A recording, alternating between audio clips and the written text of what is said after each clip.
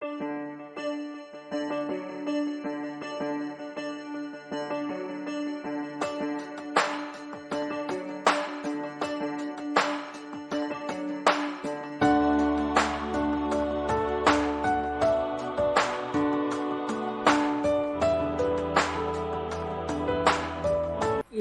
నేస్తున్నటువంటి చీరల్లో దాదాపు వెనుక బార్డర్ అనేది జరీ కట్టుకుంటారు, దాన్ని నేస్తూ ఉంటే వస్తుంది.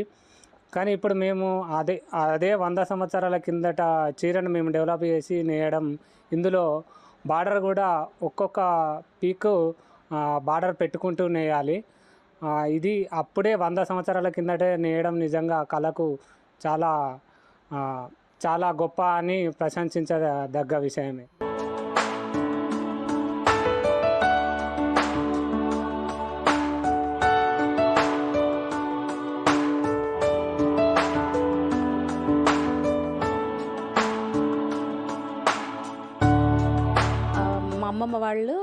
మా అమ్మమ్మ చీర, ఇది డిజైన్ 100 ఏళ్ళ నాటి చీర, వెండి చీర. అది చేయించుకోవాలని నాకు ఎప్పటి నుంచో ఉండే. మా ఆయనకు చెప్తే ఇక్కడ సిరిసిల్లాలో హరిప్రసాద్ గారి దగ్గర మేము చేనేత శారీ చేయించాం, వెండిది. సేమ్ అదే డిజైన్లో వెండి జరీతో చేసి చాలా బాగుంది. డిజైన్ కూడా మాకు చాలా బాగా నచ్చింది. అందుకే మాకు చాలా హ్యాపీగా ఉంది. ఇది అమ్మమ్మ చీర కాబట్టి. ఇంకా మా అమ్మ చీర బాగుందని నా కూతురు ఇష్టపడింది.